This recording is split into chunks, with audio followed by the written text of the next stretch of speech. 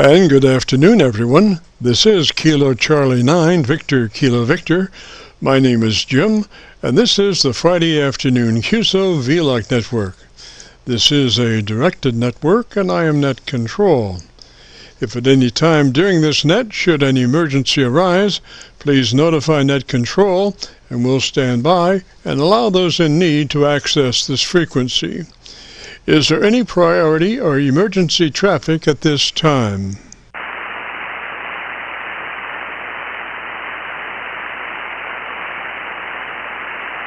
And hearing nothing, we will continue. This net is all about ham radio and being all that you can be. That's what our Qso-Vlog network is all about, trying to help people achieve the best sounding station possible. Thanks for dropping by. FYI, my background is 50 years in commercial broadcasting, where a lot of big bucks are spent on audio processing equipment and getting it set up correctly to get the best sounding station possible. Well, long story short, when I became a ham radio operator, I could hear immediately a large discrepancy in on-air technical proficiency. A lot of stations were running with very poor mic equalization, very muddy, with little articulation. And as I continued to work stations, I realized most of the stations were also running very low average peak modulation, many around 30% of average peak modulation. So with my background, I felt I could help, or at least try.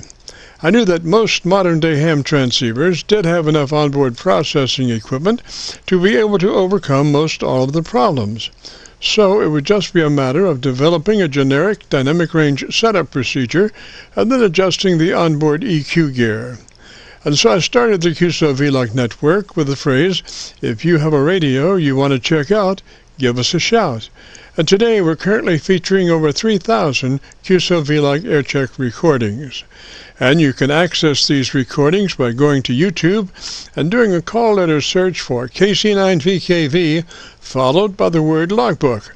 That's Kilo Charlie 9 Victor Kilo Victor, followed by the word logbook. And we also have a newer series called KC9VKV Highlights. That's Kilo Charlie 9 Victor Kilo Victor, followed by the word highlights on a YouTube search. These are some of our less technical and more human nature philosophical kinds of QSOs. That's KC9VKV, followed by the word highlights on a YouTube search.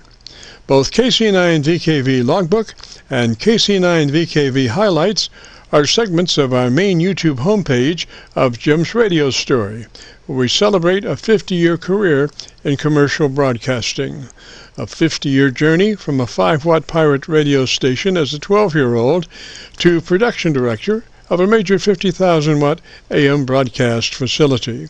And the thing that makes this truly a unique story is that I have all the actual masters from all along the way. Over 2,600 shows, including many full-length major music concerts and radio documentaries. You'll have to check it out and subscribe. Jim's Radio Story on a YouTube search. Our mission statement for the Qso-Vlog network is to establish a higher technical level of radio transmissions of the human voice by the intelligent utilization of available electronics in current amateur radio transceivers. Our setup, while generic in nature, converts the average 10 dB dynamic range transmitter with an average 30% of peak modulation to a much fuller 3 dB dynamic range with an average 80 to 85% of peak modulation. This substantial boost in audio transmit level is extremely beneficial in high noise levels and heavy QRM. It allows you to punch through when others fail. The second part of our transmitter setup has to do with proper mic equalization. We're looking to optimize the transmitted voice for a higher degree of intelligibility through the use of EQ patterns that bring out the articulation aspects of the human voice. Again, why need to hear the voice if you can't understand the words? Also this afternoon on the receive side, we're running 5 Internet SDR receivers, including monitoring New York, Pennsylvania, Georgia, and Virginia specifically. And in addition, we're running our newer number 5 Hocus Pocus Internet SDR receiver, loaded with 50 additional pre-programmed Internet SDR locations spread out over 20 states across the eastern half of the United States, trying to get the best copy from our 100-watt friends. Now, the audio from these 5 SDR receivers comes up on a 6-position rotary selector. Also on this selector is our local receiver audio. And today, our local receiver is running 3 large 10-foot vertical magnetic loop antennas. One aimed at 0 degrees, one aimed at 90 degrees, and the number 3 is aimed at 134 degrees. These are run as a directional scanner array with a manual voting system 6-position rotary selector. Also today on the transmit side, we'll be running our no SWR specially oriented resonant tuned dipole antenna. One leg of this resonant tuned dipole antenna runs broadside to Montreal, Canada. The other leg runs broadside to Miami, Florida. As we were constructing our station, our mantra was 20 over from Montreal to Miami with a hotspot through the Carolinas. And although conditions may vary, the general performance of this antenna supports its mission. Also today, we'll be running our input source indicator. So when we switch from an Internet SDR receiver to our local receiver, you'll be able to hear the switch and see the switch. You'll have to check it out on our YouTube Qso-Vlog video. And as we come together for another Friday afternoon Qso-Vlog network, let us pause just a moment for the amateur radio operator's prayer. Lord, we pray for clear 20 over S9 communications today. Let all our transmissions fill the air and reach their destinations QSA5 to be understood by all. And as we pray for good radio conditions, let us also pray for good human conditions. During this time of pandemic that has challenged us all, we pray that you'll protect everyone, especially our elderly. And also, Lord, we seek your divine intervention to bring peace to a very divided United States. As we go through a very conflicting time in America's history with dark clouds all around, we pray that you will reduce life's daily political QRM between our brothers and sisters, and through your love and guidance, show us the way to find peace and harmony. Help us to communicate with one another 20 over S9. Thank you, Lord, and God bless and protect America.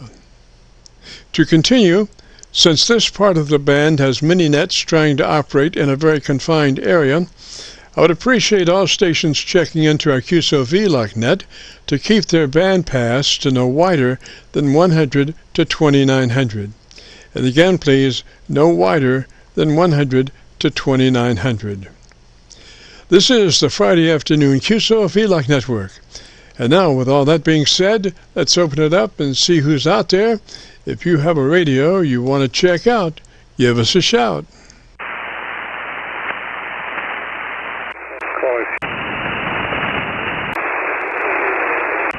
This is W8ATP. How copy? Come back with the call sign one more time. Come back with the call sign one more time. Yes, Whiskey 8 Alpha Papa Papa QSL. Alpha Papa Papa Roger Roger, and what's the name there? Papa Papa Roger Roger, and what's the name there? The name here is Anthony. Coming in from southeast Michigan. You are booming in at a 5x9 here. Roger Roger, Anthony, and you say what's your location? Anthony, and you say what's your location? We're in Michigan. We are in Michigan. QSL. Roger, Anthony, and what radio are you running today, sir? Roger, Anthony, and what radio are you running today, sir? I am working you with a Yates UFT DX10. It is just a pretty new rig to me. I've only had it here a couple of weeks. Roger, Roger, that is one of the finer radios, sir. It really is a heavy contender for, replacing maybe the front-running 7310. Roger, Roger? Maybe the front-running 7310. Roger, Roger? Yeah, roger that. Well, I am extremely pleased with this rig so far. Just the flexibility of it, it has very good ears, and combination of that along with the digital noise reduction really makes it a joy to work the band. I used previously the Kenwood PS590S, and that's a fine radio with pretty good ears, but this radio here is just so far superior. Roger, Roger. Now, just out of curiosity, what is the breakout as far as getting that on a big screen TV? Does it come out HDMI, or how does that? Does it have facilities for that breakout? Does it have facilities for that breakout? It does, but it is not HDMI. It's DVI, and but you can do it. I'm not using it with that capacity, but you can do that, and it works pretty nice from what I've seen. Roger, Roger. So a DVI would be normal computer type output to a computer monitor. Is that a Roger? Type output to a computer monitor. Is that a Roger? It is a computer output. However, it's an older standard. It's been around quite a long time. The thing is HDMI does carry a voltage, and you got to watch that you don't carry. I think it's a 5 volt through one of the lines, and you could damage your rig and your rig's output if you try to hook it up improperly through a converter going into HDMI on a monitor. You don't want it to backfeed any voltage. So yeah, it's an input that's not as convenient, I would say, for most people nowadays are used to the HDMI, but it has it nonetheless. So I am also using this radio with the ST30, which is its matching speaker, and that has been a huge addition to this radio. Just the ability to have that front-firing speaker. I am a bit hard of hearing in the higher frequencies, and that speaker just makes it so much easier for me to enjoy it and follow along with conversations, if you will. This is W8ATB.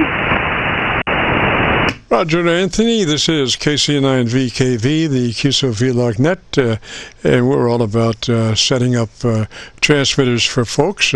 That does sound a really nice transmitter. Might check out just a couple of things, making sure that you're in that wide transmit bandwidth, 100 to 2900. You probably are, should be, but sometimes even radios from the manufacturer wind up not being in that wide mode. So we suggest checking that, and the frequency is 100 to 2900 on the transmit bandwidth, TVW. It's called wide, and it gives your transmitter the best opportunity to operate and gives you just a slice of daylight before you're into somebody else's conversation. So the setting is TVW 100 to 2900. And if you're unfamiliar with that, you just might take a note of that and check it out at your leisure later. Yeah, roger that. I am going through and double-checking the memory, actually the features of it, and it looks like I am in there. Yes, sir. Yes, sir. A lot of folks, they usually have about 3 options, 100 to 2900 being one, and then there's some other options. And a lot of folks will set all of their options to 100 to 2900 because there are some operations that will try to change those frequencies to other frequency widths. And so if they're all at 100 to 2900, they're kind of limited to be able to change, and so you want to stay as best you can in that 100 to 2900 transmit bandwidth. Roger? 100 to 2900 transmit bandwidth. Roger? Roger that. Roger that. Looks like I am in that bandwidth according to the settings here. Oh, excellent, excellent. And then once past that, we move on to our compressor processor, and we're just looking for a third of that, just 3 out of 10 or 30 out of 100 on your compressor processor. If one gets past that, you start to get suck up between words, which doesn't really do you any good between the words. What you want is action on the words, and a 3 will be the best level for you to achieve compression processing on the word itself. 3, Roger. Processing on the word itself. 3, Roger. Roger that. My settings go from actually 1 to 100. I am about 30 right now, setting at 30. How does that sound to you? Yes, sir. That's great. And then we move to our ALC meter with mic gain in hand. And as we say the word audio, we become a human test tone generator, and we adjust the mic level until our ALC meter is running 2/3 or 7 or wherever you are on the right side of mid-scale on your ALC meter. 2/3 is the preferable sweet spot. Roger? 2/3 is the preferable sweet spot. Roger? Roger that. We'll give that a whirl. Verify that. Just a second here. This is WH8PT.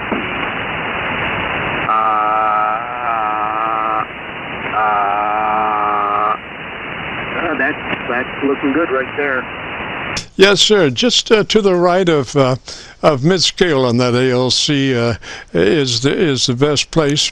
And past that would be your EQ, and sometimes you might want to adjust just a little bit more top end, because there's all kinds of things that happen to a transmission going through the air, being received at a distant point. There's cancellation because of atmospheric situations where part of the signal is bent back at another point in space, and it might come back slightly out of phase with the other half of the signal that's being bounced back to Earth. And since all those signals go by skywave, sometimes you can have phase cancellation going on, and there goes the neighborhood when that happens. Your top end is just kind of wiped out, or it starts to phase, if cancellation from the top end down to the bottom. So it's a good idea to tack in a little more top end, just to be on the safe side there, that you're not going to get wiped out on your top end. Because what happens if you lose the top, if you have a balanced audio signal, let's say, and you lose the top end, you become Mr. Mud, because your signal is no longer balanced. It's very bassy, missing that top end. So I would suggest at your discretion that you check your top end, treble EQ, and maybe add a couple of clicks of treble boost. And I'm not sure if your radio is one that you have to be in the P set of controls on your EQ to make them operational. First, you may have to set that EQ on to be able to even start to EQ. So if you have to check to be sure that your EQ is set to on, and then adjust that treble EQ situation to where you have about 3 clicks of boost on the treble end. And if you have an adjustable EQ pot frequency-wise, the magic frequency to boost is 2.7 kilohertz. And if you also have a width control for the EQ, not the transmit bandwidth, but for the EQ itself, we would want a 4. So it'd be with the 4 and the EQ magic point would be, if you can set it at 2.7. If you don't have an adjustable an adjustable frequency to get 2.7 directly, you would probably have to work a compromise between 4 KC and 2 KC, and maybe something like plus 5 at 4KC and plus 2 at 2KC. You know, make some kind of compromise to work out to a 2.7. Roger. Make some kind of compromise to work out to a 2.7. Roger. Roger that. Let's see here. Let's made a little adjustment as you were talking. How does this come across now? How does that higher end sound? All right. What I'd like to do maybe is if you could give me about 10 seconds or so, 15 maybe, tell me about your antenna system, and I'll look around and see if I can find a better path for us, Roger. And I'll look around and see if I can find a better path for us, Roger. Very good. Very good. Just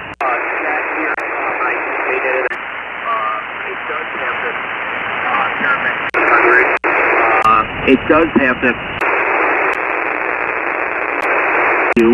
settings, so when the processor is on, it does affect. And my EQ level is at the bandwidth is 1. This is W8 APP. Roger, Anthony, I'm only copying you on a Michigan SDR. And that SDR just happens to be pretty heavy on the bottom side. Usually SDRs have a tendency to roll off at about 250 cycles or so. This one seems to be a little heavy on the bottom end, and so I can't really say. And the rest of the SDRs, I don't have enough signal strength to really be able to hear you closely.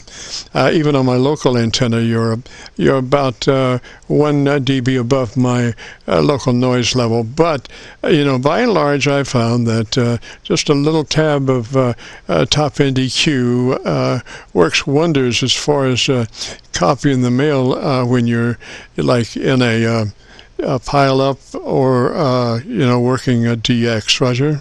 Pile up or you know, working a DX. Roger.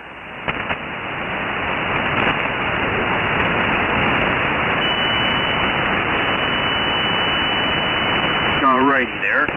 Just making some adjustments. Hopefully there is an improvement with what you are hearing. This is W8APP. Roger that, Anthony. Nan, I'm assuming that you're running a hand mic. Sounds like you might be running a hand mic. And I'm assuming that you're running a hand mic. Sounds like you might be running a hand mic. That is correct, sir. Okay, so what you want to do is pull that hand mic to the corner of your lips and actually touch the corner of your lips and talk across it as opposed to talking into it. Just hold it to the side of your lips, touch your lips as you speak, and it'll minimize any kind of mouth noise. Roger? Speak, and it'll minimize any kind of mouth noise. Roger? Roger that, roger that. I do hold it off to the side there, and hopefully it is sounding better to you and the others who might be listening at this time. This is W8APP. Roger, Roger. This is KC9VKV in the Friday afternoon Qso-Vlog net. And we are recording there, Anthony, so if you would like to hear your audio, and like I say, this, what I'm hearing you on is let's see, I think it's the SDR in Michigan, and the Michigan SDR is just a little heavy on the bottom side, so you know, you might be just a little more. In reality, you might not be quite as heavy on the bottom side as what we're copying the mail right now, but this is the only copy we have at the moment. So if you go to YouTube and do a call letter search for KC9VKV, followed by the word logbook, that's a Kilo Charlie 9 Victor, Kilo Victor, followed by the word logbook. It'll take you to this recording. It'll be cut number 1 in a series of 3,000, and I'll have it uploaded by noon tomorrow. Roger? 1,000, and I'll have it uploaded by noon tomorrow. Roger? Yeah, roger that. I do appreciate your time this afternoon, and you're sounding good naturally. Thank you for the time and all the effort. This is W8APP. Roger, Roger, Anthony. Well, you have a great afternoon, beautiful weekend, and if you get a chance, join us next Friday. We'd love to have you. This is the Friday afternoon Qso-Vlog net. If you have a radio you want to check out, give me a shout. If you have a radio you want to check out, give me a shout. Papa, Charlie Papa, remote Whiskey 8. Charlie Papa, this is KC9VKV. Good afternoon. Hey, Papa, this is KC9VKV. Good afternoon. Jim, it's Rob Victor, Bravo 3, Papa, Charlie Papa, and I'm operating through a remote station in Ohio, so I'm booked for Whiskey 8 today, Qso. Roger there. Are you mobile or are you on your base? Roger there. Are you mobile or are you on your base? No, I'm sitting in my shack at home, but like I said, I'm operating through remote in I was just going to look around to see if I have a better copy on you right now. I was on the Kentucky SDR up around Cincinnati, Ohio. My PA SDR is not happening today. I think I'm in Michigan, actually on my PA SDR. Roger. Actually on my PA SDR. Roger. Yeah, Roger. Well, like I said, I'm coming to you through the remote station in Ohio, with W8KF remote station. So I'm operating Whiskey 8 today. So maybe you'll hear me on your local station.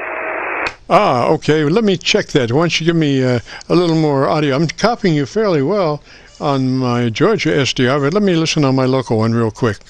Give me a little verbiage. SDR, but let me listen on my local one real quick. Give me a little verbiage.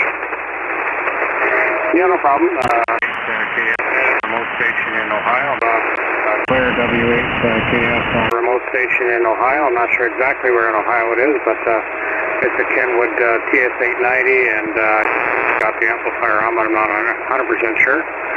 Anyway, so how do you copy there now, Jim? KC9VKV, VE3, PCP, remote Whiskey 8.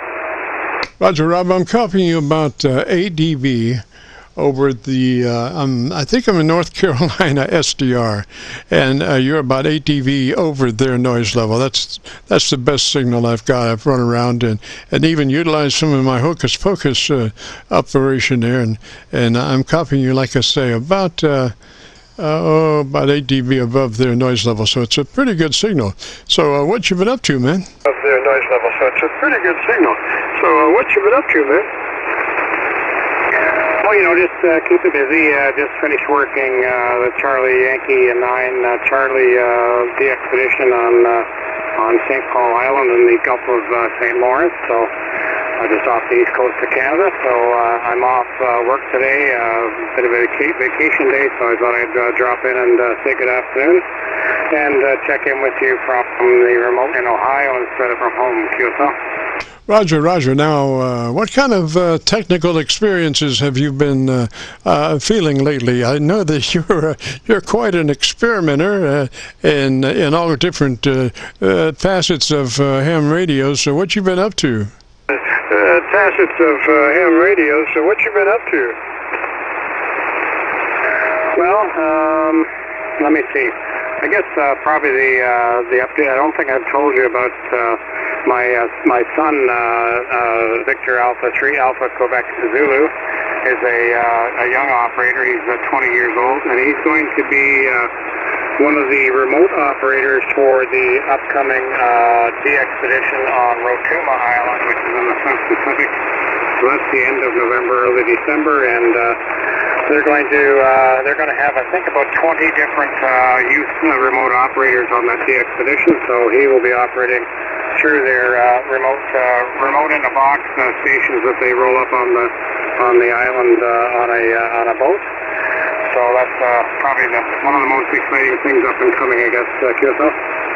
Roger. Now, is that an island, and where is it, and what's its name? Now, is that an island, and where is it, and what's its name?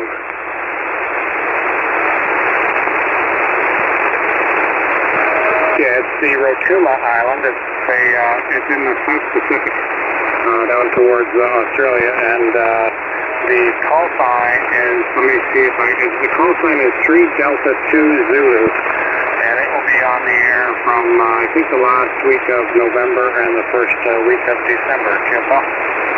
Roger, Roger. Now that's about 13,000 miles as a crow flies, isn't it? About 13,000 miles as a crow flies, isn't it? Yeah, for sure. Well, they have what they call a next generation RIB, which is a remote in a box or radio in a box, and they're going to have two of those that are dedicated to youth operators. And there's a mothership that anchors on the island.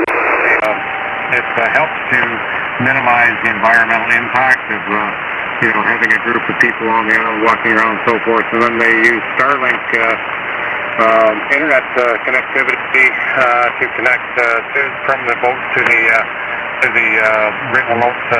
ribs on the island. And then the operators connect remotely over the internet and operate the stations remotely, QSO. Roger, Roger. Just went to my local antenna. You were about 6 over my noise level, about 6 clicks over my noise level. But this is the 7300 that I'm using on my local antenna.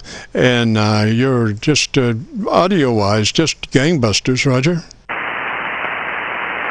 Yeah, okay, very good. Well, the radio that is on this remote station I'm using is the Kenwood TS890, and of course I'm using the remote ham Kenwood TS890, and of course I'm using the remote hams software that I do on my own QSO. Roger. Now I just was checking out my my Kentucky SDR. Yeah, it's located up around Cincinnati, but it's on the Kentucky side in Cincinnati, and I have about the same copy there as I do on my local antenna. Roger. Yeah, Roger. Antenna, Roger. Yeah, Roger. Well, this remote is located in Collins, Ohio. I'm not sure where that is with respect to you.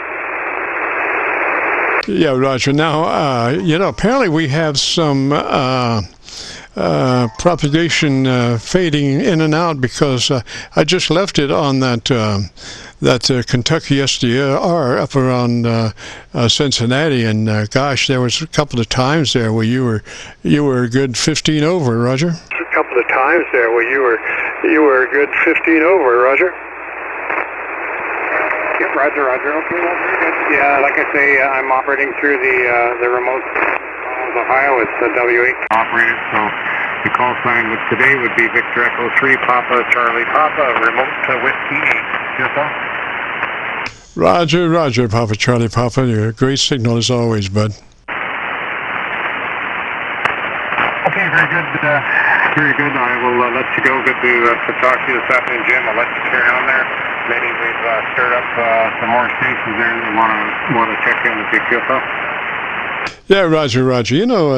40 meters is, for a period of time now has become pretty, shall we say, conservative as far as propagation, and to the point that we're actually considering maybe a change of band or something, to see how things are in the other parts of the world on different frequencies, because it seems like things are getting pretty slow propagation-wise and contact-wise on 40 meters. Roger.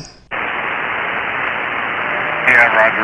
Well, it's the time of year too, and summer is bad for 80 and 40 and 160, of course. So it'll get better as we get more into the fall, Jim. So I'll let you go right now. I'm going to go over to my own station. I'll turn the amplifier on and tune it up, and I'll give you a call back from my own station in the evening.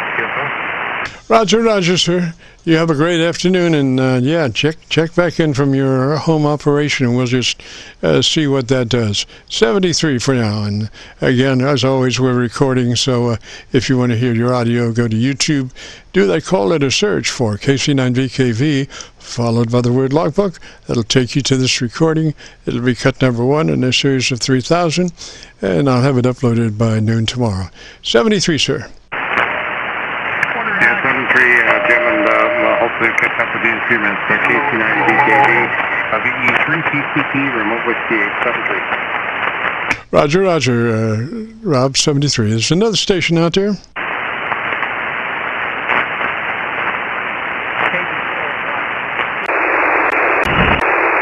blue N9 GTO? Well, I do now, but I didn't. What did you do? What did I do? Yeah, what did you do? I mean, I'm hearing you now, but I didn't. I wasn't. Well, it's because I had to tune up. I wasn't tuned up for this frequency, over. Oh, so that's what it was. Well, you're sounding good now. How much you running? 100 watts. And whereabouts are you? I'm at the farm. Well, you're doing mighty good, bud. Well, good. Glad to hear it. What you been up to? The good ones twice. Doing the good ones twice. How about you? Well, just about the same. I'm just trying to get from here to there. And I keep getting this malware something. It comes up and then it falls away. And I'm not sure what it is because this computer isn't even attached to the internet. So how in the world, it doesn't make any sense. Do you have CCleaner on it? I do, and I ran it. I have, yes. But, and like I say, it's not even, this one is not even hooked up to the internet, so I don't know what this is about. Well, you might have to hook it up to the internet and go to Malwarebytes and download their thing for free, and then once you get all the bad stuff, later on you can delete it. Yeah, Roger. It comes up, it slides up, and it's there for, about 2 seconds, and it slides out. So I can't even see it. It's, such a quick notification. Anyway, which radio are you running today? The 7300. Ah, I thought you had one of those more expensive ones. I do as well, but I use this one a lot. This is my preferable. The SDRs are nice too, but I really like this one being the go-to, quick being on the air. Yes, sir. 7300 is just it's like one of those Bulliver watches. It takes a beating and keeps on kicking or something. Oh yeah, I've got several Bulliver watches. I love them. I remember when the Value City used to be open. I used to go over and buy a Bulliver watch for $80. Look online, they're $500. He's talking about Timex, KC4, Pick him up, Jim. Well, go ahead, Lou. Talk to him. Oh, no, I'll let you talk to him. What was that, Timex? Yeah, that was their slogan, keeps licking, keeps on ticking. Now, that was a Timex slogan, at least that's what I remember. The call here is Kilo Charlie 4 Echo November Lima. Name here is Doug around the Atlanta airport. Kilo Charlie 4, repeat the rest. Echo November Lima. Echo Nancy Lima. Roger, what was the name? The name here is Doug Delta Oscar Uniform Golf. Roger, Doug, and you're around Atlanta? Yeah, I'm a mile northeast of the Atlanta airport. Roger, and what radio are you running, sir? Well, take a guess. Sounds like a 7300. Yeah, you got it.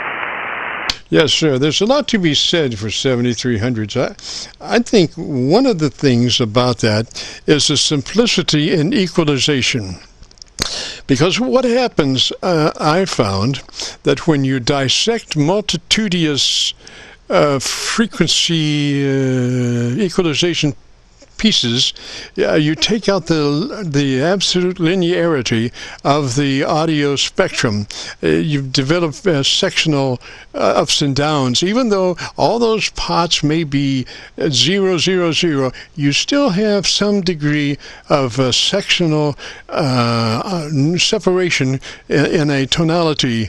But with the 7300, you're only working on two equalizers. The deal is you have a balance between the treble and the mid-range and the bass and the mid-range. And the uniqueness of not having a mid-range control is, I think, just brilliant, because what happens a lot of times, people will start playing with that mid-range control, and it makes it so much harder for the treble and the bass to catch up with it. So I come and Bob Heil said, we're not even going to put a mid-range control in this thing, and we're going to keep it simplistically personified. And I think that's just a beautiful idea, Roger. Oh, yeah. Well, I've seen people have the worst audio. They go buy them a graphic equalizer and run the mic through that and try to correct it. Some of them work pretty good. But you want to keep it. You got bass and treble. You got to get that adjusted just right. I'll agree. Now this is the hand mic that originally come with a radio. But yeah, these are good radios. And thinking about buying another one. If I can find, they're probably all over the place. But and I think another thing too, you got these. I think have a preamplified mic. You've got maybe +5 or maybe I'd say +5, 7 or whatever volts going into the mic, so it's got a preamplifier in the microphone itself. There, over. Roger, I can pretty much tell you what your equalization pattern is. I would say you're probably running a +5 on the treble control and a -2 on the bass. Yeah, I'd have to go in there and I wrote all that stuff down. Sometimes I set it and I left. Let's return this. Let me answer this call here real quick. I'll be right back. Casey for you now. Roger, sir. Yeah, I can pretty much tell what's going on with those 7300s. It just are such beautiful transmitters, and running them in that transmit bandwidth, the 100 to 2900, just is so beautiful because it gives you just a slice of daylight before you become involved in somebody else's conversation that they don't want and you don't want. So that's why we say that you should be running in that wide TBW 100 to 2900. Matter of fact, I think you should set all three of the TBW selections to 100 to 2900, and therefore you can't mess up, and you give that 7300 transmitter the best capability that it can possibly have. I'm back, Casey, for you now. Yes, sir. So I was just talking about that 7300, 100 to 2900 TBW adjustment. We want to be in that wide mode because it will give the 7300 transmitter the best possible opportunity to shine. Roger? Yeah, I think some of these other manufacturers are going to probably follow suit too. But yeah, when I started that, I'm thinking about getting another one of these just for a backup. Wouldn't mind having two of them, really. Maybe I'm just stingy, I don't know. But I got this thing right there when COVID first started, so I went up to HRO and they handed it to me through the door over here on Beaufort Highway in Atlanta. So been a good radio. Take good care of it and everything. One of the better radios. Me, I'm kind of a Kenwood Motorola as far as 2 meters. I've worked with a lot of Motorola stuff, so I like the way they got their mic set up. It's kind of sort of mid-range, more nasal. They're also a preamplified mic, but I think some of the newer Motorola's got an adjustment in there where you can adjust that a little bit. But like the old Motorola Max Tracks and all that, they have some pretty good audio and got a real good front end on them as far as the intermod. So where might you be at, over? We're down around Louisville, Kentucky. We're on the Indiana side of the Ohio River, right at Louisville. And yeah, the old Max Tracks and those radios are just beautiful radios, for 2 meters or 440. And those, Motorola microphones are really nice. It's got, they have that 2-pound weight in the microphone, so it feels like you have substance. You could really use that as a weapon if you needed to. Oh yeah. They did that. They did that in the Motorola base station mics too. I've wired a bunch of them up. They got like a little weight in the bottom of it to where it'll sit up straight. But yeah, especially dispatching, you kind of want to keep it more to the treble than you would the bass. But I don't know. I remember back in my 11-meter days, you know, they called them so-called dynamic microphones. They weren't dynamic. They're dynamic, all right. Some of them were the worst sounding microphones you'd ever want to hear. If you would get you like a ceramic cartridge, like a D104 or something of that nature, and put on the radio, and that'd clear your audio.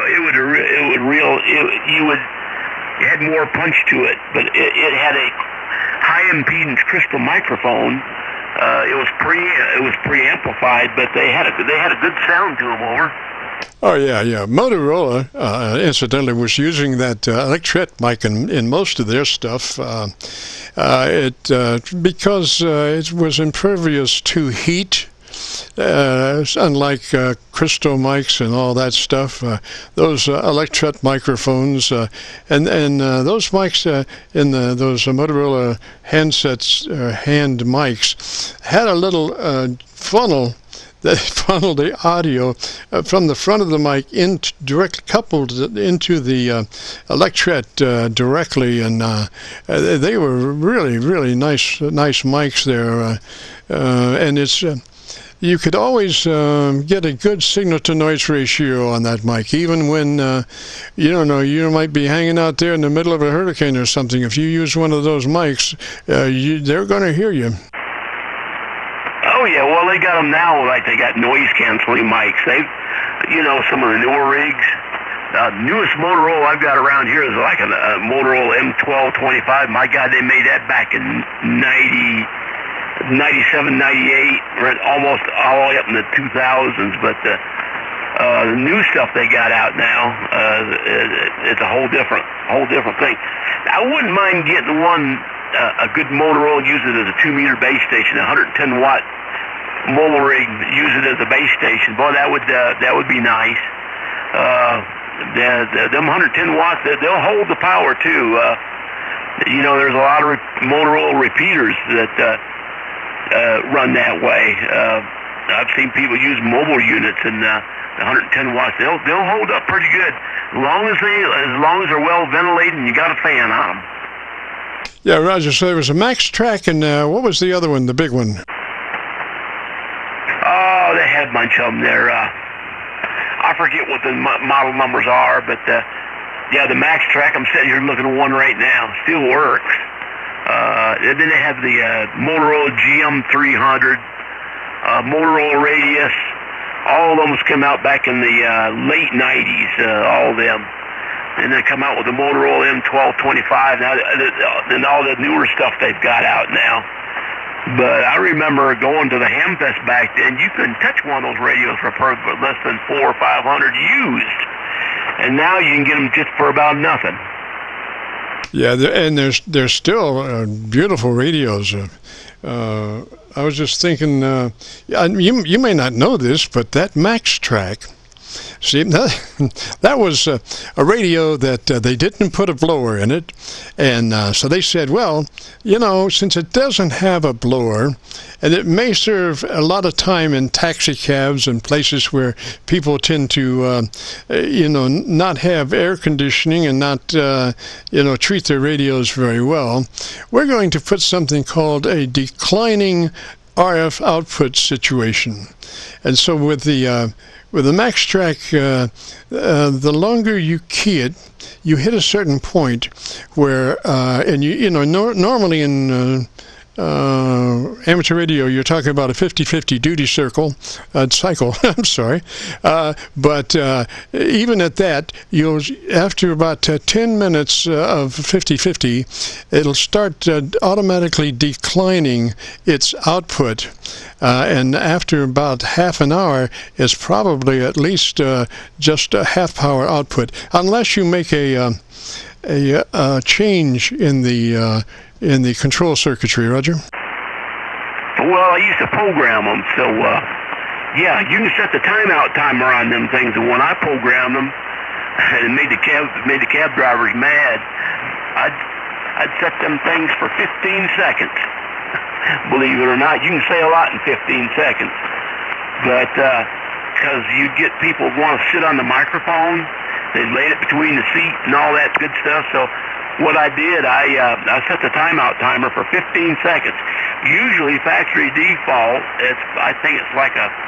I'm thinking it's 60 seconds or a minute, but you can set it whatever you want to, but 15 seconds, you can say a lot. If you got to say more, you rekey the mic and continue.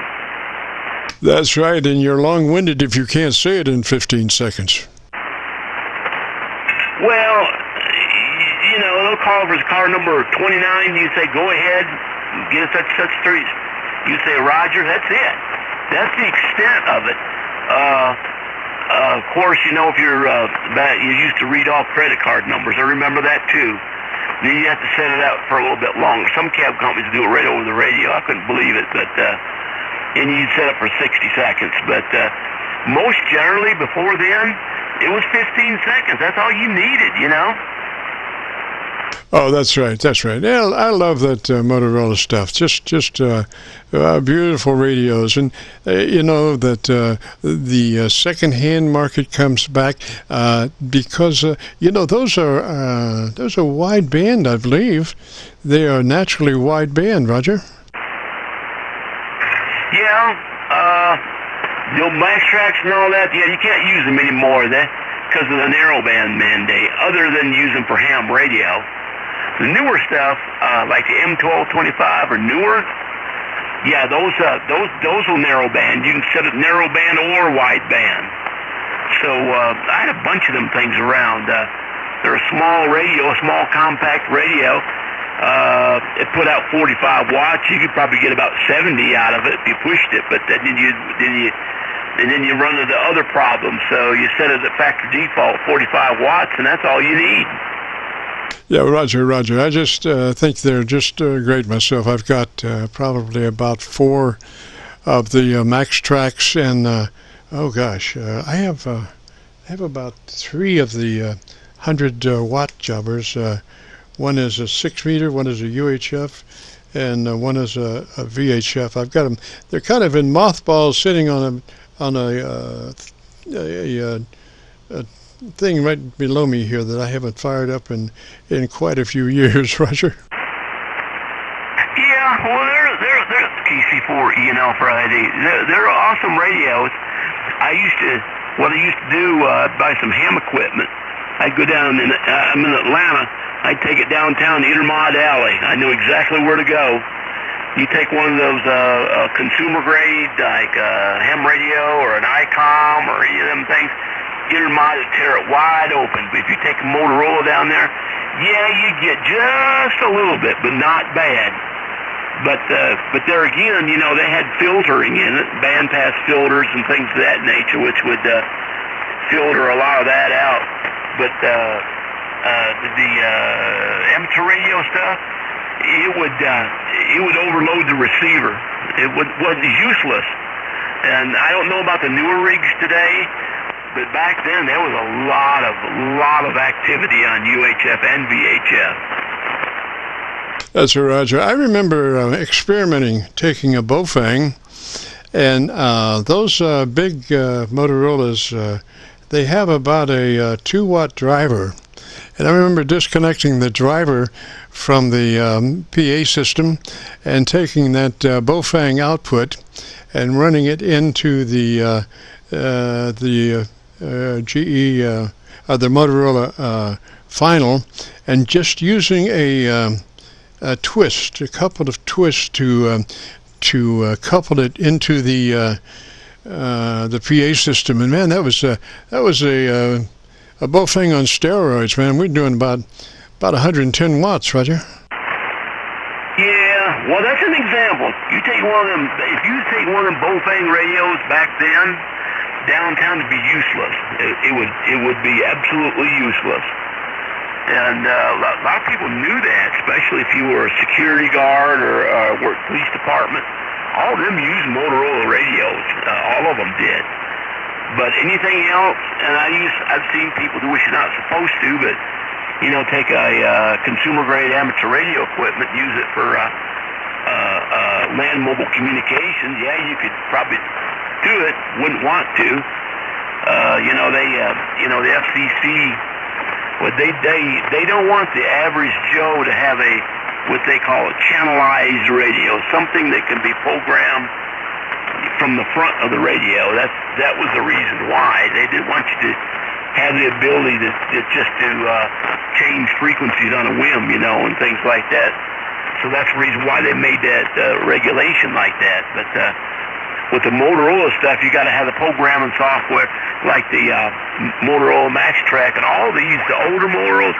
I've got the old DOS software. They program in DOS, so I have to reboot computer in the DOS and to program those radios. And I recommend having like a 386, 486 processor back in that era. But yeah, I've got the programming software. It still works. I've got an old Gateway computer I had back in I guess I got that back in '98, something like that. Had Windows 90. But what I do, I just take it and boot up into DOS, and you can do all the programming and all that. And the Motorola M1225 had they started using Windows. Windows XP and XP and another. I think it was Windows 98, but if you programmed it in XP, it stayed programmed.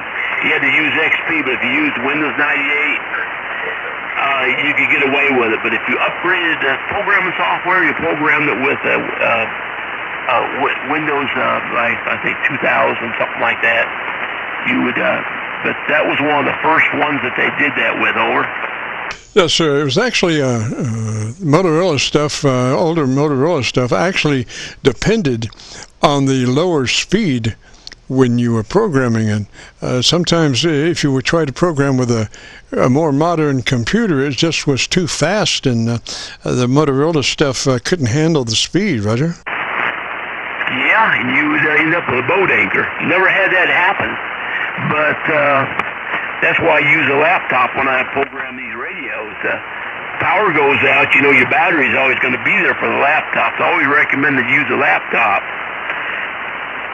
I can't say much for the radio. Hopefully you got the radio hooked to a battery or something, but they say it's pretty bad if you lose power in the middle of uploading the information. They say you have to ship it off to Motorola to get it fixed. Yeah, or just go to another flea market and get another one, Roger. Roger, they're good radios. Them things will go and go and go. I've had a lot of them. I've played with a lot of them. I sure have. The Motorola GM300s, they'll drop down as low as 146 megs. No problem. The GM300s, they'll cover almost the entire 440 side, but 2 meters they were kind of, in the Motorola M1225, yeah, they'd cover the entire 2 meters, but you get down to around 145, 146, you start losing PA power. Of course, there was a thing in the programming software where you could kind of pad it over, but it didn't really help that much. It actually you would have to actually pad it over in the PA circuit. Yeah, Roger, but you could still, get 30 watts on the higher side, higher frequencies in ham radio, Roger. Yeah, if you get down around 146 megs, you'd key it up, and it would key it up, and you'd see the power. In a few seconds, it would kind of back off, and it wasn't that PA amp really wasn't liking that too well. I guess it was out of its range there. Over. Roger. Well, that was what I was telling you about the designed power output drop over a period of time of operation. That was part of the programming of that radio, that it would automatically start dropping power the longer you talked on it over a period of time, because they didn't have a blower on the final, Roger. No, they don't. Well, when I built a repeater out of a couple. I took two Motorola GM300 and I built a repeater And so what I did, I took a big old muffin fan, like computer fan, put it right there in the back of the PA units, right up on it. And them things would run continuously that way, but you had to have a lot of forced air, and it wouldn't back off on the power. And you could touch it, and you didn't have to worry about it burning your hand or anything, but you had to really have some good air circulating across them heat sinks. Roger, Roger. Well, I burned my fingers a few times on those heat sinks before I started using blowers all the time, and it's just amazing the difference of a little air circulation as far as heat in those heat sinks. Roger, Roger. Yeah, like the MSF 5000 or the MSR 2000, one of the old base stations. They got great big old heat sinks, so they'll handle that 100 watts, but they'll get warm after a while. But I don't understand why Motorola kind of fudged on the heat sinks for some reason. I guess the guy was good enough; he could build him a heat sink and mount all that circuitry on that. The radio looked kind of weird, but yeah, you definitely need more. I'll give now Kenwood. I've got a Kenwood TMV71 dual band, a great radio, but the whole chassis is a heat sink, and that thing, I can run 50 watts all day on it, and the PA don't get that warm. Also, it's got a fan, so when you key the radio up, the fan's always running, and the fan will cut off probably about a minute after you unkey the mic. Yeah, that's a good idea. Yeah, even at a 50-50 duty cycle, you still can concur some heat because those radios were not designed for 50-50 duty cycle. Those were probably 10%, 90% duty cycle. Oh yeah, the repeater I built, it ran 100%. It sure did. Oh yeah. I had it up there for a long time. But yeah, I had a 442-825. But I used to have a friend of mine. He'd get more longer-winded than I would, and just go and go and go and go. But they held. They sure enough. Roger. Well, gosh, what was the name there again? The name here is Doug. The call is Kilo Charlie 4 Echo November Lima. Echo November Lima. Roger. Been a pleasure there, Doug. 73 that way, sir. And yeah, you just sounding beautiful. And I've got you wall to wall of my 7300. I have a spectrum analyzer tied to the output of the 7300. I'm not running any noise reduction or anything like that. So it's just what is. Those 7300s are good down to 100 cycles, and we're recording that and then placing it up on YouTube. So if you want to hear what your audio sounds like, if you go to YouTube, do a call letter search for KC9VKV, followed by the word logbook, that will take you to this recording, and I'll have it uploaded by noon tomorrow. Roger? Roger. Well, okay. Well, fine business. Like I say, yeah, you sound good. You've got good audio, and yeah. And like I said, I'm probably going to get another. I might try to get me another one of these ICOM 7.3. What I really would love to have, I'd like to get me an Ameritron AL82. I've got my mind set on one of them, but Ameritron's going out of business. They're not making them anymore. So I got to find me an amplifier. It takes a couple 3-500Zs. But it would be nice, Like one guy told me one time, a long time ago, no, I'm running on a resonant 40-meter dipole. It's sort of like an inverted V. It's 5 feet off the ground on each end. I use it more or less like an MVIS antenna more than I do anything else. But of course, you're always going to get someone say, hey man, you know what? They do make amplifiers, and they really do. You might want to get you one, over. Roger, now you are running some kind of power, Roger? No. I'm doing, probably about 80 watts. My, you are really, you're about 15 over my noise level, Roger. Yeah, you're doing the same thing there, yeah. I think it's just the band conditions. Are you getting any rain up that way? No, not yet. Not that I know of, but I haven't stepped out recently. Well, they say we might get some rain here, so you never know. But yeah, you got good audio. Yeah, you got real good audio, and yeah, ICOM got it right on these radios. That's I guess that's why they call them the people's radio, almost like the Volkswagen car. Roger. Well, it's a lot of hard work from SK Bob Heil. He worked on the front end with that microphone. That hand mic is worth its weight in gold. It's just a beautiful thing. Probably cost you about $400 to duplicate that provided hand mic. In my estimation, it's a electret microphone. It's just beautiful. You have to, of course, run it to the side of your lips, talk across it like any electret microphone, but it really sounds beautiful. And I'm not sure exactly how much Bob had to do with the choice of equalization and not using a mid-range equalizer in that radio and just using a treble to fixed mid and a bass to fixed mid EQ control. I think that's just brilliant, though. Well, I got to look like at the old AM radio stations. They use what they call them Optimod, and that's how they get their audio. That's why you hear some of these ads. You hear some, it picks up the breaths and all that stuff because it's compressed so much that. But like on an AM radio station, you hear that a lot. I always wonder why does the music sound different from the AM broadcast compared to the being actually dynamic on the record player back then, that kind of thing. But yeah, they run those.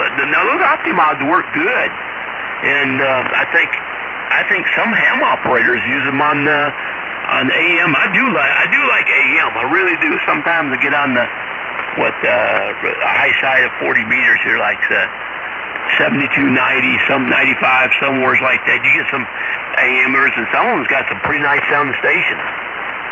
Roger, Doug.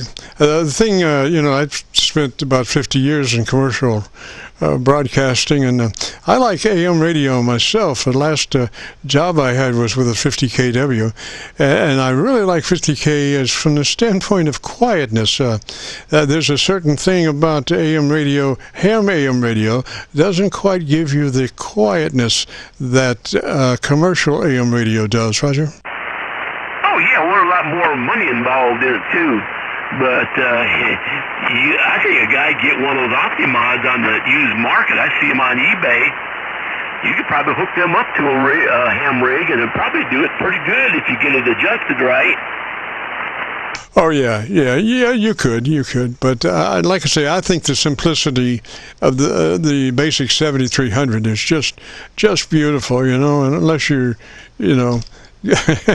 back to that third octave equalizer, 10 band, and even the 10 band, they don't do the right frequencies. They don't, with a 10 band octave equalizer, third octave equalizer, they don't give you a 2.7 kilohertz push frequency. They give you 2K and a 4K. Well, Christ, what happened to 2.7, which you need, Roger? Yeah, well, sometimes things are better simple that way, it's like in these little AM receivers, the All-American 5, they use, in the audio circuit, there's a capacitor in series, I think before it gets to the audio transfer, that's your tone adjust right there. You can adjust your tone on the radio, or just change the capacitor. But you can actually, that's how you adjust your tone for just to listen to the radio. But you get a certain, I forget what the value of it is, but that's how they adjusted the tone on them things. Roger, sir. Well, listen, it's been a real pleasure, Doug. Let me say 73 down that way. You're you're gangbusters. Mother Nature's been so supportive of us this afternoon. All right, we'll say 73s, yeah. I've been working all day. Well, I work for a dental lab. I deliver, we do all kinds of stuff, dentures and crowns and bridges. We do all kinds of stuff, dentures and crowns and bridges and all that stuff. I'm just a delivery driver, so I take it from the lab and deliver it to the dentist and all that stuff, so that's what I do. So anyway, it's been a long week. It really has. Put a lot of mileage. But I'm going to say 73s, you take care and stay cool. Been hot today, I'm telling you, it really has been hot. So with that, I'll say 73s. And what was the name of that? Let me write that information down. What was the name of that your website so I can check that audio out? Roger. It's Kilo Charlie 9 Victor Kilo Victor. That's KC9VKV followed by the word logbook. And that will take you to this recording.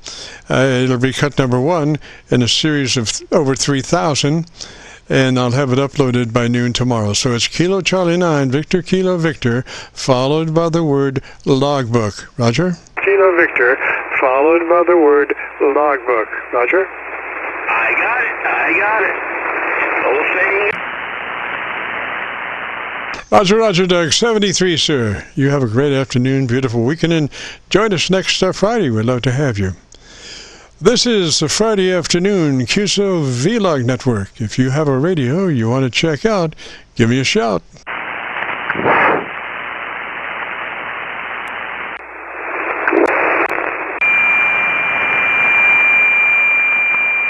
How about it, Lou? You still out there, bud?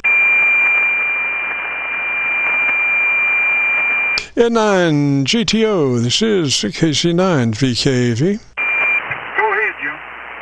What you know? Oh, I just taking and enjoying the day. Gracie hurt herself. The big dash out, she hurt herself. She thought that the wife had cheese, and she didn't. She had a collar for her.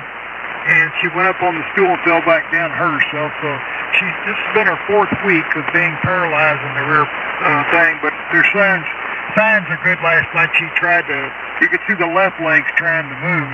And so that's a good sign. So she's doing very well, putting her on pads every now and then. She does her business. And she's in here laying down all covered up with me right now.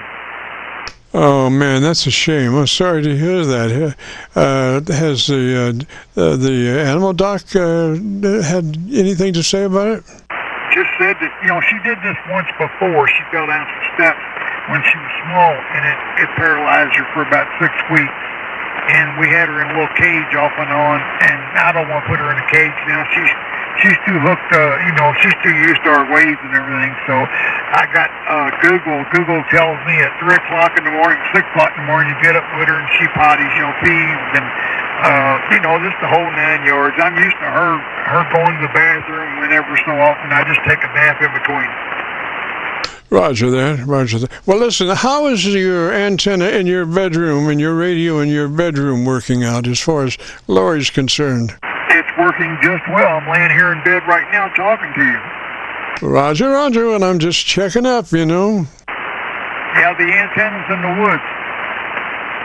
Roger. Well, with the bear? It works out well. You don't have to see it from outside. Yes, sir. How far in the woods? About 100 feet.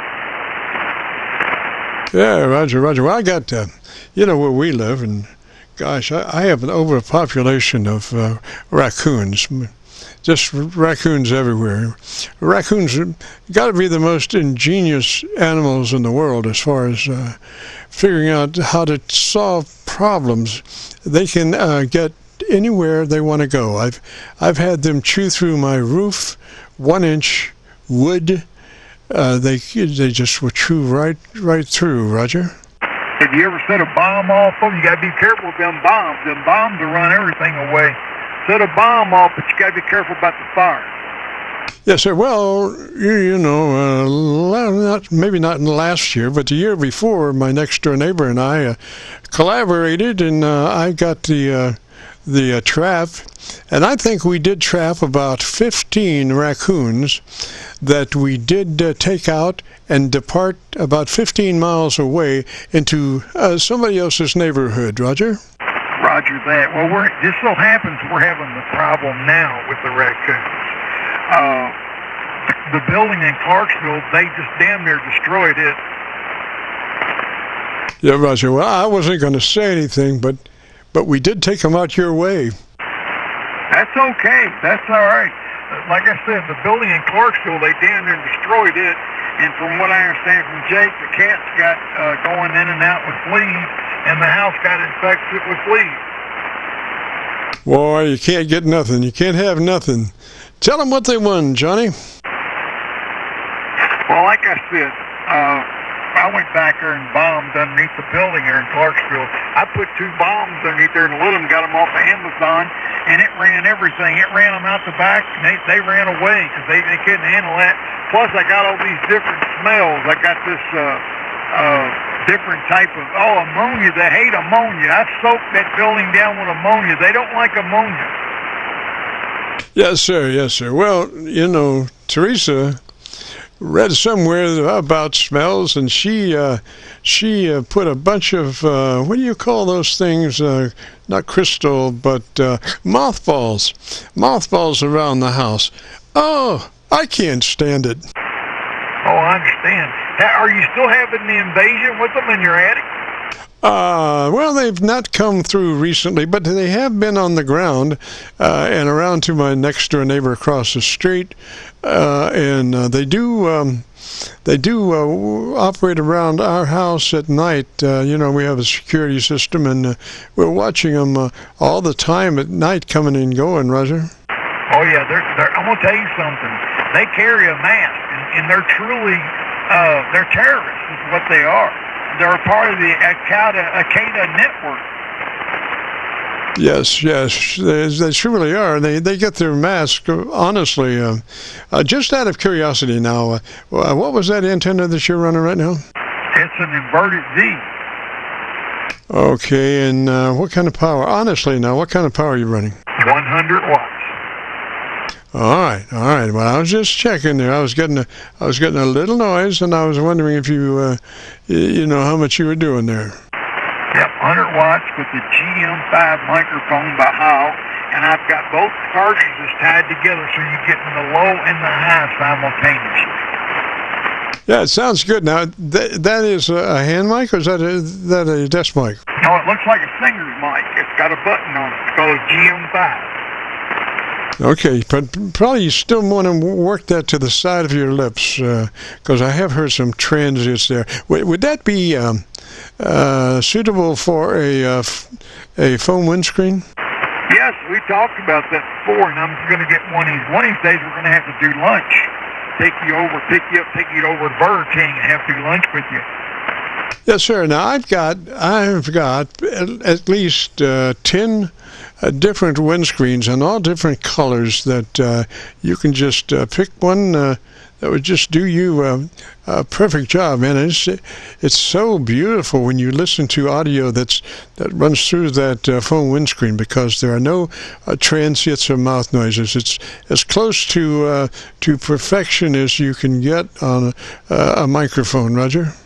Roger. All right, Jim, I've got to go. 73. I've enjoyed chatting with you. I'll look forward to hearing my audio on the thing. You have to type in another N9GTR. I seen where you listed the Milton Nance show. I type in another N9. So I'll say 73s to you. See if you can pick up a note. It's 5 o'clock. You may be shutting down. 73s, my friend, N9GTO clear. Roger, Lou, 73, sir. You have a great afternoon and a beautiful weekend. Good to talk to you. This is the Friday afternoon Qso-Vlog net. If you have a radio you want to check out, give me a shout. Whiskey 4, Fox, Bravo Lima. Station ending in Lima. Come back with the call sign slowly, phonetically. Whiskey 4, Foxtrot, Bravo Lima. I'm not real sure what that was. You might be a little hot. The Bravo Lima station, what's the name? Name is John, Juliet Oscar Hotel November, and the call is Whiskey 4, Foxtrot Bravo Lima. Now there you go. That's a lot cleaner. I think you might have been digesting your microphone. Well, could have been. You never know. Yes, sir. John, whereabouts are you located, sir? I'm over here in Jamestown, Tennessee. Roger, Roger. What radio? Tentec Jupiter with a double bazooka up about 50 feet. Roger that, roger that. It's sounding you're good. You might back off just a tad on your microphone. It might be just still a little hot, Roger.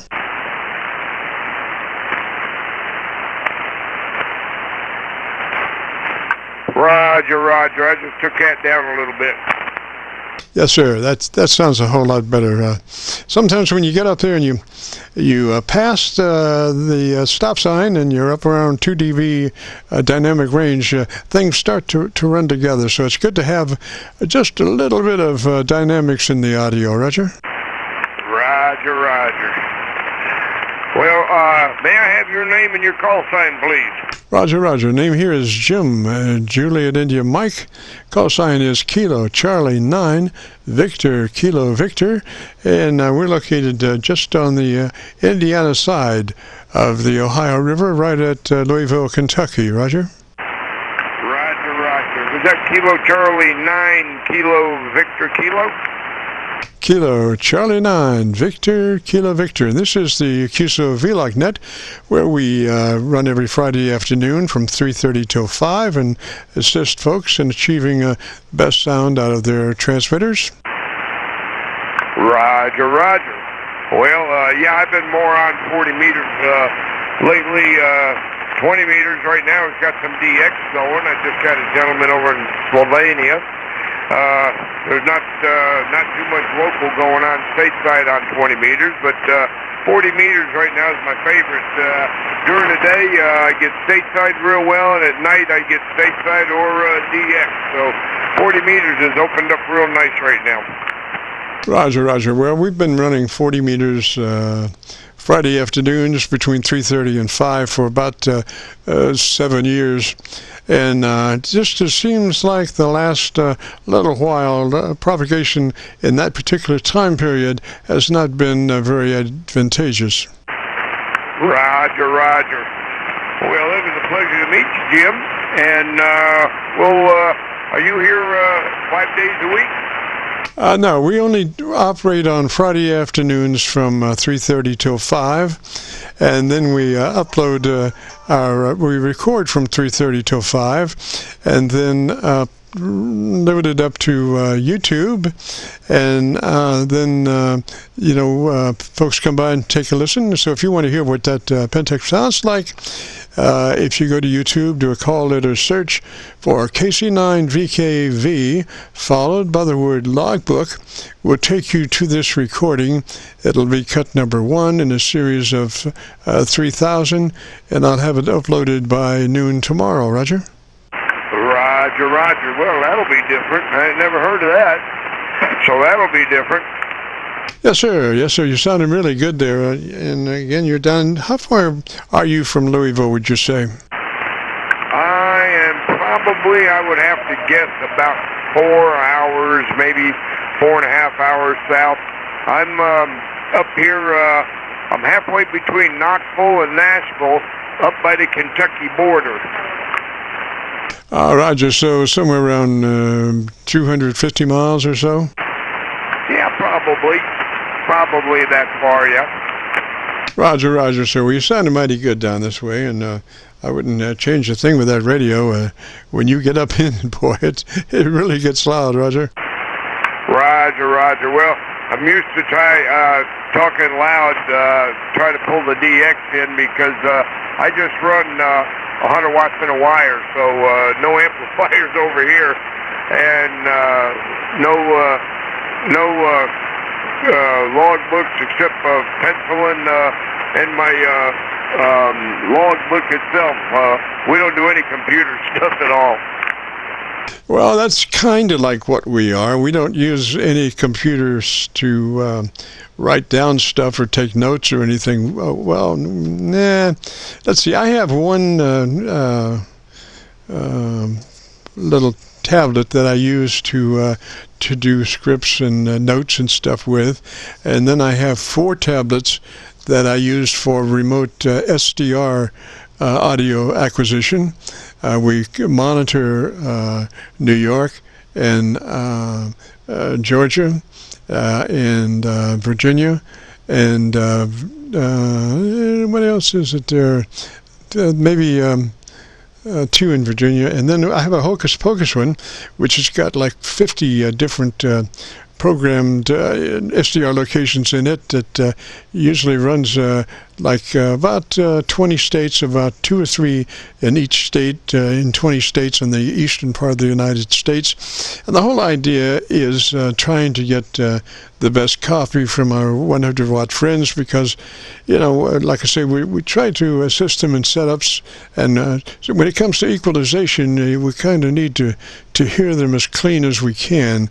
So the better we can reach out and grab those 100-watt signals, the cleaner they are, the easier they are to set up, Roger. Oh, Roger, yeah. Yeah, I like the older 10-tech. My wife picked me up a 10-tech Eagle about, must have been about 12 years ago.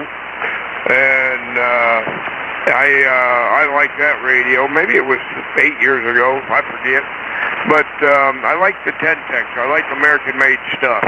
And you don't get that anymore in anything, so I'm happy with the 10-tech and the Jupiter I purchased probably about 4 or 5 months ago. And it's just a great radio. It's very easy to operate for me. Like I say, I can't go into something that has all these menus and do all this and hit all that. That's why I'll never buy an ICOM. And everything that's menu driven and all that, I can't be bothered with that stuff. That's way above my pay grade. So I'm just very KISS, a $50 wire up in the air, and an old radio, and I'm happy. Over. Yes, sir. And the amazing thing about your radio is that it's on frequency. Some of those older radios do have a tendency to not track correctly frequency-wise, and you're almost forced to have a signal generator, or at least some kind of way to see exactly what frequency you really are on.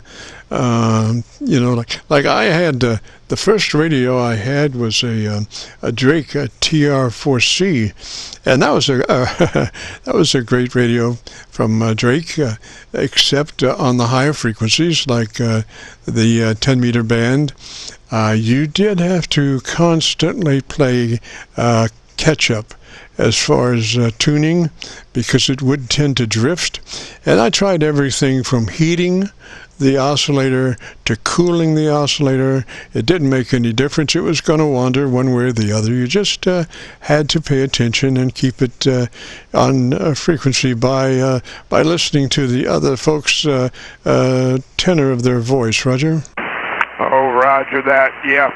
I noticed that. Some of them I'll have to chase them a little bit. They'll have them older radios of Collins's and what the heck was the other one? You had to build them. I can't remember now. But they have a tendency to drift, and so every once in a while I'd have to drift mine a little bit and let him know that he drifted up free or something like that. But that's always fun.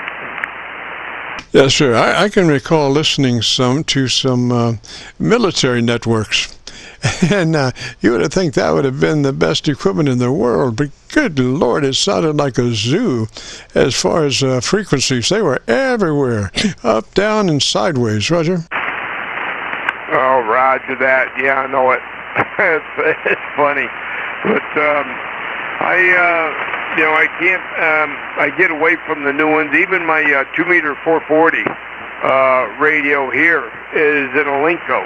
It's just analog, and you put the frequencies in and it works. It's 50 watts. I get to watch both frequencies, 2 meter and a 440. I can listen to both at the same time, and I can just push a button and go from one to the other. I'm a very KISS kind of guy, and I mean, and it's the cheapest radio out there. You know, $329, and you got a radio, and and I hope they never change it. I hope they don't ever get into this digital stuff and everything like the Yaesu has. The Yaesu's making nothing but junk, and they're making it now so complicated that I won't even buy a Yaesu anymore. Roger, Roger. Well, you know, everybody has to float their own boat. The thing I hate about menu-driven radios is that a lot of them will go back to where they started from. You know, like when you're learning a radio menu and you have it out to a certain place and you don't know exactly what you're doing, but you are doing it, and however slowly it may be, I expect that menu to stay where the hell I put it. But no, some of these menus just go back to where they came from, and now I'm starting all over again. Roger. Yeah, I've seen the Yaesu's got the menu-driven ones, the 3000, the 1200. I had a Yaesu 1200. I actually had to get on the telephone with a guy who had one, who had some great audio, turn around and just walk through all 100 menus so I could set it the same way he had it, because it's just, you know, it's crazy, the silly stuff that they want, and it's way more than I'll ever use. You know, I mean, it had the scan thing on there with the waterfall. I never used it. I don't need any of that stuff. I want to know what the band's doing. I turn the VFO dial until I hear somebody. Over. Exactly. Well, listen there, John. It's good to talk at you, sir. I think we have similar thoughts about menu-driven radios. But, you know, the 7300, thank God, does have some manual stuff like, you know, mic control is manual. The, I think the squelch is manual. Not the squelch, but the, I forget what all it has manual, but it does have some manual stuff. It's not all menu, Roger. Roger. Well, Jim, it was a pleasure. I'm going to look for you every week and get on here with you. In fact, I just brought up your YouTube page. Is that actually your shack that you're in?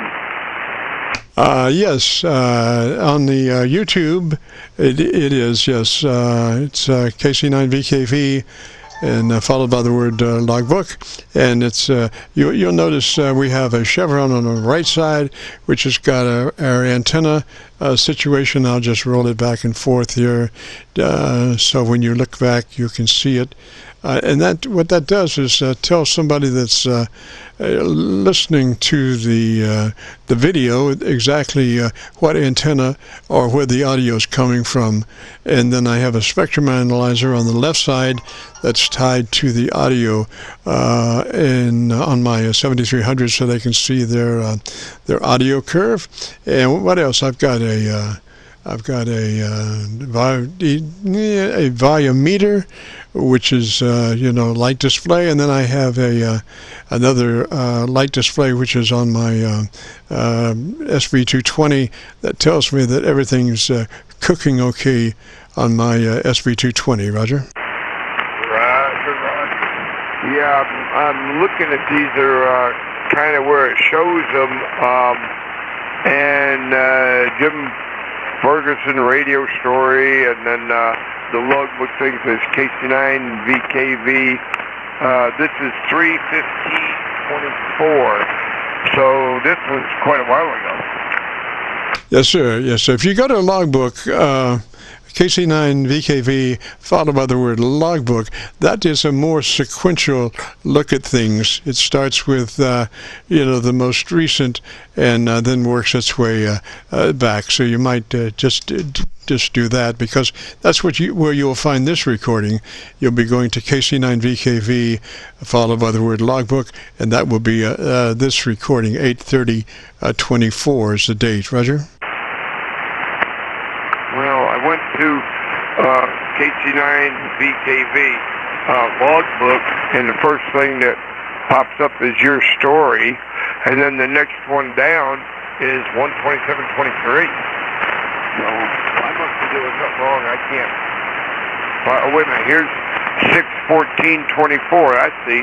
They don't have them in 7/28/23, 24, 2/9. They're all mixed up. Yes, sir. Must not be going to the right place. You've got to call, and then it's just a space and the word logbook. Typical normal spelling, logbook, like what you fill out by hand. So it's Kilo Charlie 9, Victor Kilo Victor, space, logbook, Roger, common spelling. Roger. That's what I got in the search, in the YouTube thing here. Roger. Okay, there's another way to do that if you wanted to. It's Jim Fergusson's radio story, and then that will get you the homepage on YouTube. And then if you pan down, you'll see KC9VKV logbook, and that will be go to that, and they will be sequential in that for sure. Okay, I guess I don't, let me see, 8/23/24, 8/23/24, I think I found it. Yeah, it should be, like I say, Jim Fergusson's radio story, and then scroll down the page till you get to KC9VKV logbook, and then go to that, and that should be a sequential look back for about 6 years of material, or 7. Okay, 8/23/24, 8/23/24. I don't know if it must be all the same thing. Yeah, it's all the same date.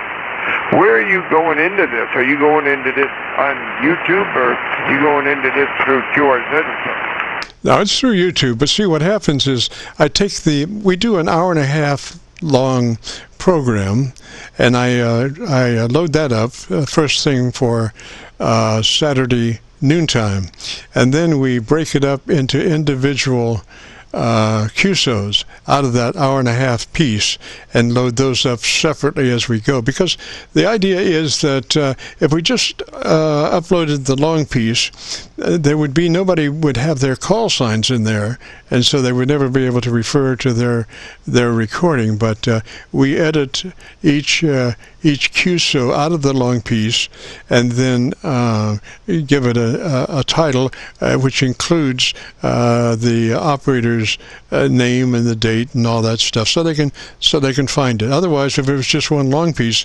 their call sign would not be there. Roger. So the last one that you uploaded was 8/23/24, correct? Yes, sir. It was last Friday. Now, last Friday, I was called away for some stuff I had to do, and I didn't have the opportunity to actually do the show. So we did what I would call a make good, and we put stuff from past QSOs. We had Bob Heil drop by our channel to say hello, and we talked with him for a while. And then we had from times past, different folks of fame and fortune. Art Bell, we talked to him, and he's in there, and from WGN, which would be Spike Odell, and just folks like that. And then a tribute to a buddy that I worked with that helped me open up the Qso-Vlog net for about 6 years, who just passed away towards the first of this year. Charlie, K1GCL, tribute. Roger? Roger. Yeah, I was just looking some of these over here, and I was following them. Yeah, you got Bicycle Mobile and stuff, and N9GTO that you had on there. Okay, yeah, now I got this. I finally figured it out. Yeah, you're dealing with somebody that is very, very handicapped when it comes to computers. Roger, John. Well, they're coming after us one way or the other, you know. We're going to have to be computer literate or we're going to sink. So I've tried to be that, but, you know, it is a challenge, I tell you. Oh, roger that. Yeah, I mean, I don't even own a cell phone. I can't operate one of those things. And I can only do, you know, like what somebody tells me, like you just walked me through this to do this for you. So I can do that. And the only thing I do on here is I use QRZ to look up call signs. That's all I do. So I don't do too much with these things. I can write a letter and print it out on my printer, something like that. But as far as you know, I can Google something to look it up. But anything other than that, I'm way behind the curveball. Roger, John. Well, listen, let me say 73 to you, sir. It's been a pleasure. We got to get out of here. We're about 15 minutes past our bedtime. Not really, but we got to get rid of stuff and open the channel up for other folks. So we'll say 73 to you, and thanks for dropping by, Roger, and I hope you enjoy your recording. Oh, Roger, yeah. Well, we'll look forward to hearing that. You have a great weekend. Be safe. And it was a pleasure meeting you, Jim, and we look forward to it again. W4FBL. Roger, John. And this is Kilo Charlie 9 Victor Kilo Victor, returning the frequency to normal amateur radio use. This is KC9VKV, clear.